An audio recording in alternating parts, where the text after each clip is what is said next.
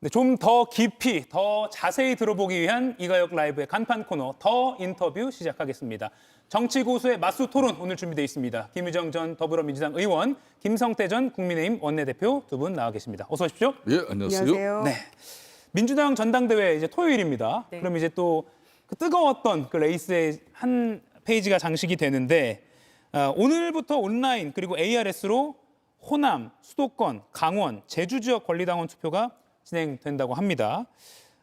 정청래 후보의 굳히기냐, 박찬대 후보의 뒤집기냐 어떻게 보십니까? 속으로 좀 약간 생각되는 바는 네, 있습니다만, 좀 조심스러우신가요? 네, 뚜껑은 열어봐야 될 것 같고요. 예. 아직 이제 투표가 진행 중이니까. 제가 이제 오늘 온라인 투표를 했는데요. 네. 들어가서 보니까 저희가 이제 계속 당대표 후보자에 대해만 관심이 집중됐었는데 김민석 최고위원 자리가 이제 거리가 됐잖아요. 총리로 가면서. 네. 그 자리에 황명선 의원이 단독 후보 출마를 했어요. 그래서 오늘 보니까 투표를 두 번 하게 돼 있는데 당대표 후보에게 투표를 하고 그다음에 이제 황명선 최고위원 후보에게 찬반 투표 이제 이렇게 됐거든요. 예.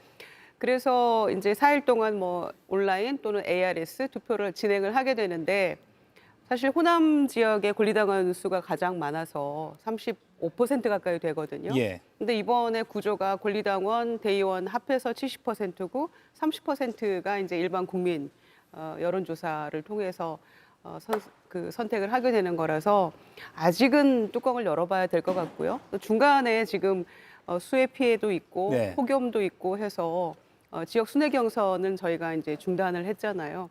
근데 이제 그 자체가 크게 영향을 미칠 것 같지는 않습니다만은 내심으로는 좀 궁금하긴 하죠. 네. 왜냐하면 지역마다 이제 개표를 하면서 점점 좀 누가 굳히기를 하는구나, 혹은 누가 치고 올라가는구나 이런 걸 알 수가 있는데 지금은 사실은 이제 알 수 없는 오리무중 상황이기 때문에 당원들도 내심으로는 매우 궁금할 거라고 생각합니다. 네. 김성태 대표님 어떻게 보십니까? 이제 뭐 앞에 김유정 의원님께서 뭐 자세하게 설명했습니다만은 사실상 초반 기세는 분명히 정청래 후보가 이제 잡았죠. 지난주 이제 눈여겨 볼 만한 것은 네. 이제 박찬대 후보가 승부수를 던졌어요.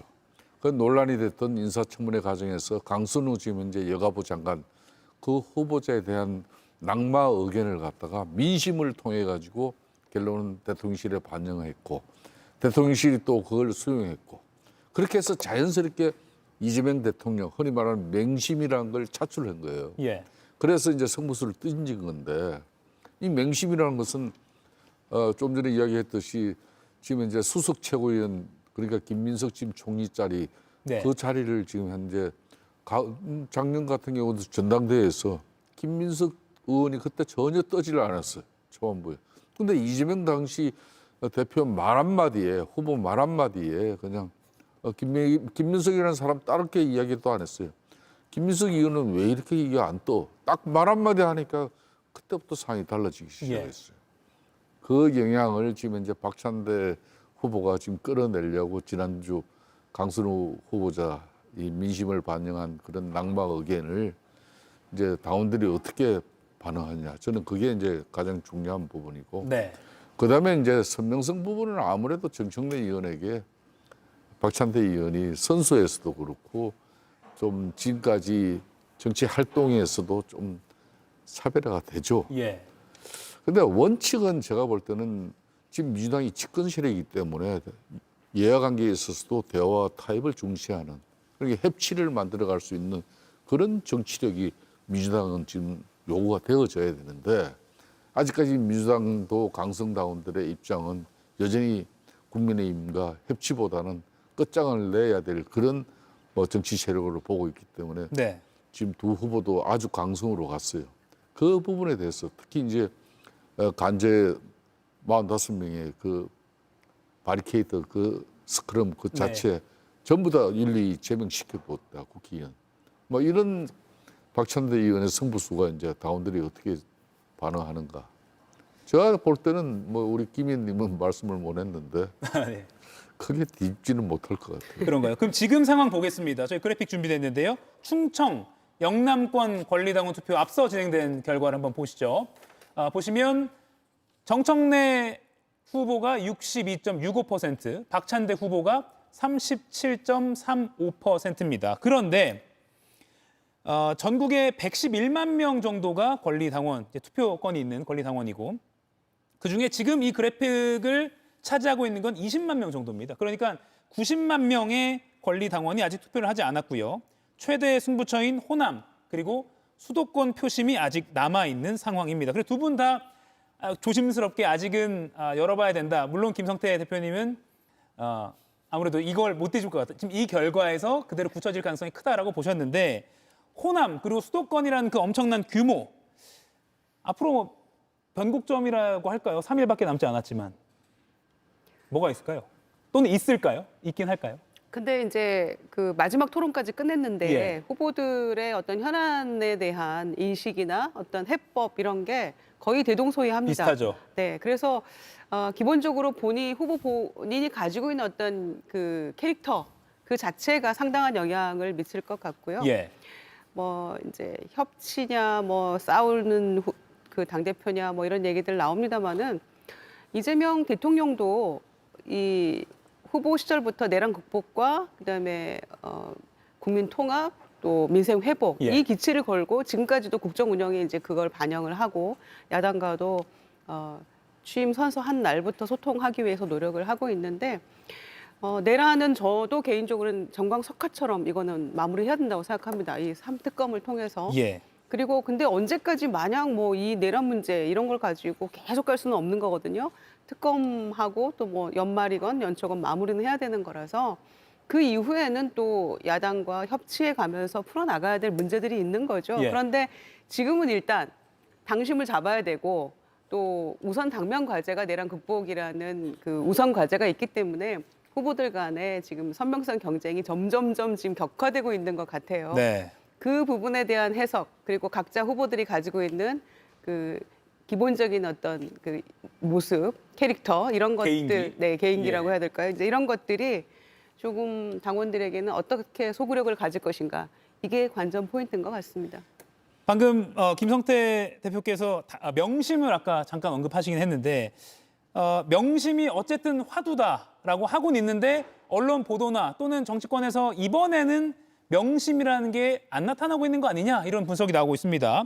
뭐 이 대통령이 이번 전당대회 관련해서 어떠한 뭐 의견 또는 뭐 의사를 내비치지 않고 있는데 지금 사진 보시면 이건 지난 6월 26일에 이 대통령이 시정연설을 하기 위해서 국회를 방문했을 텐데 이때도 정확하게 두 명에게 동시에 이렇게 어깨에 손을 내미는 뭐 모르겠습니다. 오른쪽 왼쪽이 뭐 의미가 있을지 모르겠습니다만 굉장히 이번에는 전략적으로인지 모르겠지만 조심스러운 태도를 취하는 게 또 이 대통령의 좀 스탠스인 것 같습니다. 이건 어떻게 평가하십니까? 그러니까 뭐 정청래 뭐 박찬대 그러면 누가 뭐라 그래도 이재명 대통령이 되기 이전까지 예. 민주당 내에서 여러 가지 뭐 진영 간의 그런 갈등이나 또 논란 또 조직적인 세 대결 이런 거 있을 때 다 앞장선 사람들이에요. 예. 그러니까 충성심 측면에서는 이재명 대통령의 가장 강성 지지층인 개딸 입장에서도 그 구분하기 쉽지 않아요. 예. 그런데 이제 제가 이제 이렇게 간전을 해보면은 정청래 후보 같은 경우는 그러니까 당원들 중시하는 당심에 더 처음에 그러니까 주력했고 네. 이제 박찬대 후보 같은 경우는 나중에 집은 이것 때문에 졌다 이렇게 패착이 될 수 있는 건데 자기는 민심을 들고 왔거든요. 이재명 대통령이 국정 운영에 성공하기 위해서는 협치해야 되고 또 국민의 뜻을 잘 받들어야 된다. 예. 그래 자기 정치보다는 이재명 대통령 오로지 성공을 위해서 하겠다 그랬는데 그 이제 정청래 의원 같은 경우는 당심 이야기하고 뭐 강선우 여가부 장관 같은 입장에서도 갈라졌잖아요. 이런 부분에 차이가 있는 거죠. 그런데 결론은 제가 생각할 때는 이재명 대통령 입장에서는 사실상 초기 국정 운영에 정권의 어떤 국정 운영이 이재명 대통령의 그러니까 대통령으로서의 역할과 예. 또 평가가 국민들한테 자주 읽혀져야 되는데 이게 지금 내란 특검을 비롯한 세계 특검이 계속 마냥 굴러가고 여기에 또 상당히 개성 강한 당 대표가 서버리면은 예. 대통령이 잘 안 보일 수도 있는 거예요. 그러면은 용산하고 대통령실과 당이 보이지 않게 또 금이 갑니다. 네. 약간 경쟁 구도가 되는 그럼요. 그래서 이거는 뭐 숱한 경험에서 나온 거니까요. 그렇기 때문에 사실은 이제 용산의 이제 대통령실 입장은 전혀 표명은 안 하지만은 그래도 협치를 잘 이끌어 나가고 지금은 뭐 두 사람 다 뭐 국민의힘 완전히 청산하고 그냥 끝장을 낼 것처럼 하지만은 정치가 또 그런 거 아니거든요. 민주당은 집권 세력이에요. 예. 집권당이기 때문에 정치적 당정 관계, 그러니까 이재명 대통령이 당정 관계 한 축으로서 정치를 책임을 져야 돼. 근데 한쪽을 파탄 내지 않으면 안 된다. 그렇게 가지는 못하는 거거든. 그렇다면 누구를 해야 될 거냐. 그런 판단이 서는 건데 그게 제가 볼 때는 결론은 쉽지 않을 것 같아요. 그래 뒤집기가 쉽지 않을 것 같다. 이게 이제 예. 보십시오. 이게 참 당원들이나 의원들 생각이 희한해요. 그러니까 작년에 봐십시오. 작년에 국회의장 같은 경우는 분명히 맹심이 그 추미애위원회에 실린 것 같은데 예. 지금 국회의장 하고 있는 우원식이가 당내 경선에서 국회의장 후보로 되잖아요. 그 전에 이제 또 보면은 이제 원내대표 그전 같은 경우는 홍익표가 되고 뭐 이런 쭉 그런 게 있거든요. 예. 그렇게 저는 뭐 이게 이제 국회의원들이나 아주 소수의 입장의 판단이 모르지만은 당원들 111만의 판단이니까 네. 이거는 뭐 크게 제가 볼 때는 뒤집기는 어려울 것 같은데. 네. 계속 뒤집기는 어려울 것 같다. 그러니까 지금 정청래 후보의 손을 좀 계속 더 높게 들어주시는 것 같습니다. 대통령 입장에서 누가 돼도 잘할 것이다라는 생각일까요? 예, 그게 이제 기본적인 대통령의 생각일 예. 것 같고요. 그 세 명의 악수를 통해서 그 마음이 드러났다고 생각하는데 예.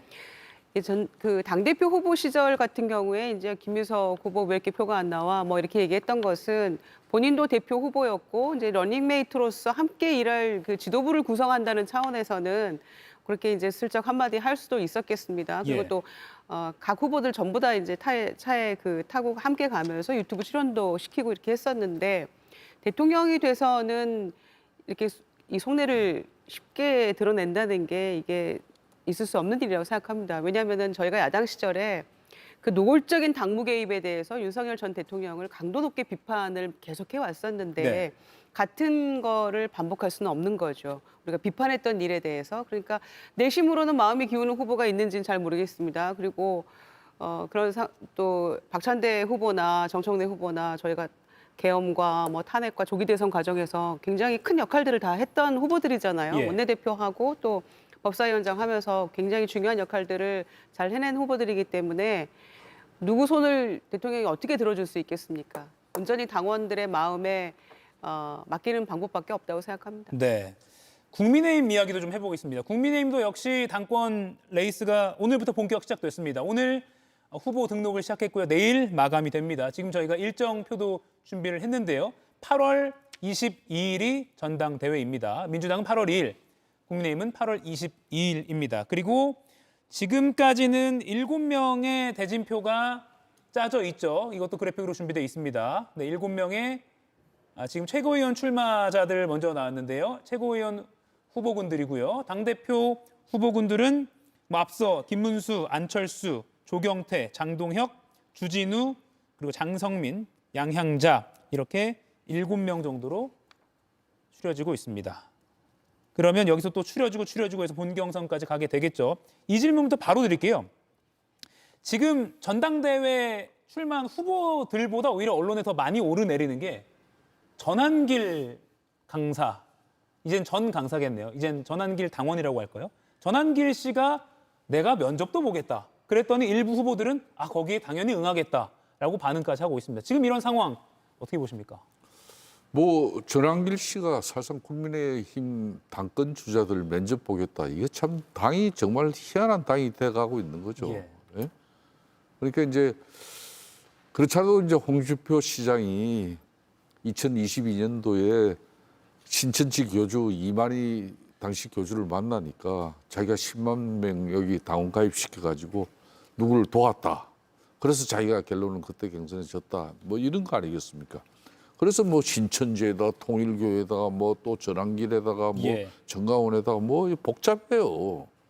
그러면 이런 이제 구도 속에서 이제 8월 20일 날 전당대회 결과가 나와서 흔히 말하는 자 저런 분들의 요청에 순순하게 뭐 수락해가지고 입장을 밝혀주고 그런 사람이 되면은 예. 과연 국민의힘이 이게 국민의 뜻을 받드는 그런 변화와 쇄신을 통한 그런 핵심 전당대회 후보로서 결정된 것 이렇게 보겠냐 이거예요. 예. 저는 그런 측면에서 지금의 이런 과정이 참 참담하고 암담해요.